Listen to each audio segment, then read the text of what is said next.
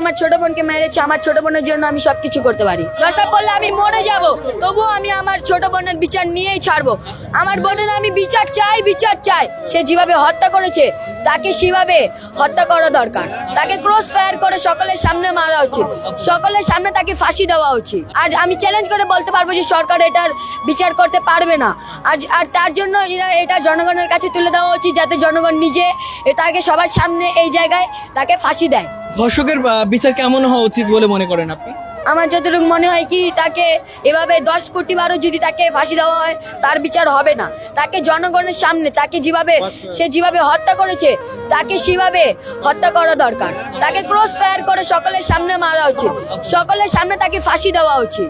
সরকার যেহেতু সেই আসামিকে ধরেছে, সোহেল রানাকে ধরেছে, তার জন্য তার বিচার হবে।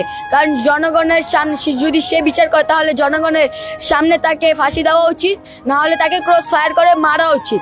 আর যদি সে করতে না পারে তাহলে জনগণের কাছে তুলে দেওয়া উচিত। তারা সবাই নিজেরা এই মুহূর্তে এই জায়গায় তাকে সবাই মিলে সবার সামনে, এই দুই চোখের সামনে সবাই মিলে ফাঁসি দিবে তাকে। সেটা সরকারের মানা উচিত। এরা যদি সরকার না মানে তাহলে আমরা সারা রাত আন্দোলন করব। এই যে আপনারা ছোট ছোট বাচ্চারা আন্দোলন করছেন, পুলিশ যদি লাঠিচার্জ করে টিকতে পারবেন? অবশ্যই টিকতে পারবো, আমরা কাউকে ভয় পাই না। দরকার পড়লে আমি মরে যাব, তবুও আমি আমার ছোট বোনের বিচার নিয়েই ছাড়বো। আমার বোনের আমি বিচার চাই, বিচার চাই। তার হত্যাকারীর আমি ফাঁসি দিতে চাই। যদি যে করেছে তাকে যদি পর্যাপ্ত পরিমাণ তাকে শাস্তি দেওয়া হয় তাহলে অন্যরা এইসব কাজ করতে ভয় পাবে। তারা জীবনে এইসব করার আগে 100 কোটি বার ভাববে।